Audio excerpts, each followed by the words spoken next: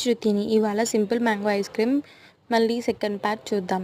బాగా గ్రైండ్ చేసుకునే దాన్ని ఒక బాక్స్ టైప్ తీసుకొని అందులో వేసుకొని తర్వాత పాలిథిన్ కవర్ అన్నా లేకపోతే ఏదన్నా మామూలు క్యారీ బ్యాగ్ కవర్ అన్నా పెట్టుకోండి. ప్లాస్టిక్ కవర్ మాత్రం పెట్టుకున్న తర్వాత దానిపైన మూత పెట్టి డీప్లో పెట్టండి. అదొక 5 to 10 అవర్స్ అన్నా 10 to 20 అవర్స్ అన్నా బాగా ఫ్రీజ్ అయిన దాన్ని మళ్ళీ తీసుకొని గ్రైండ్ చేయండి. మిక్సీలో వేసి బాగా, అంటే ఎక్కువ గ్రైండ్ చేయకుండా కొంచెం అది మళ్ళీ మిల్క్ షేక్ కండిషన్లో వచ్చేంత వరకు బాగా చేయండి.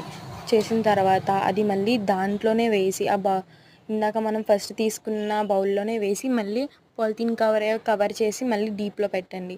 థర్డ్ పార్ట్ నెక్స్ట్ పార్ట్లో చూద్దరు గాను. ఇది part 2. Please subscribe my channel and తప్పకుండా మర్చిపోకండి. ప్లీజ్ సబ్స్క్రైబ్, కింద ఉన్న గంట బెల్ కూడా కొట్టండి ఫ్రెండ్స్. బాయ్.